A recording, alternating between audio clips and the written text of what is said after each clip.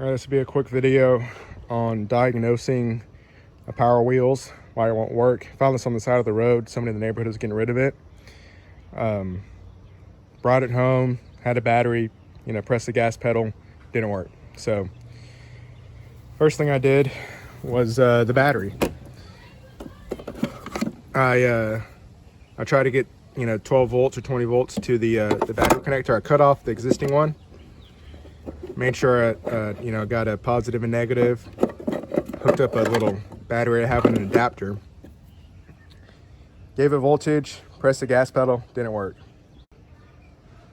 So after that I looked around and online, and there's no fuses on this. The fuses on power wheels are inside of the battery.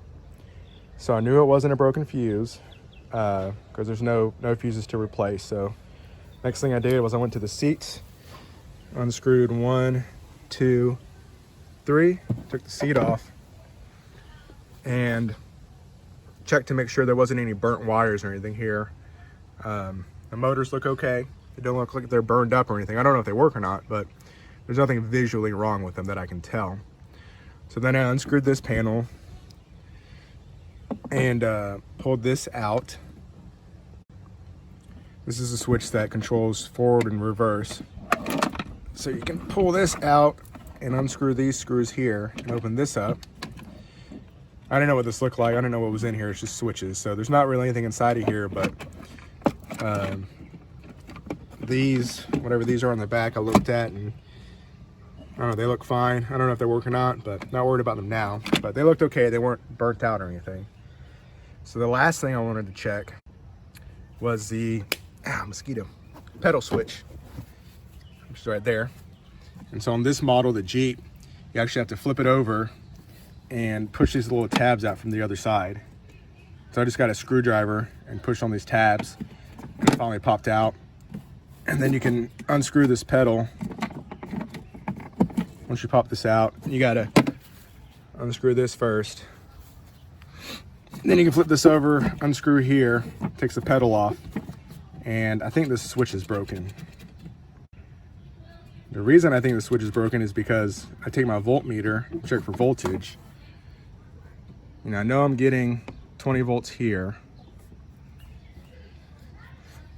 When I looked at the back of the switch, and here's the black and white wires coming through from the battery, I know I'm getting 20 volts to here on the left side of the switch. I put my positive terminal here on my voltmeter and the negative over here on the battery. When I press, then I move my voltmeter to here, trying to read on the right side of the switch. When I press the button, I was not getting 20 volts across the switch. So I'm guessing that this switch doesn't work anymore. So my plan is to get a new one of these switches online, replace this, because I don't think it's getting power from the battery to these two wires whenever you press this button, because I couldn't get any voltage to read here whenever I press the button. And then this ends up going to here, to these switches, which tells it to go forward or reverse, and then drives the motors. So we'll see if I replace this switch if it works. All right, so we got our new pedal switch from Amazon.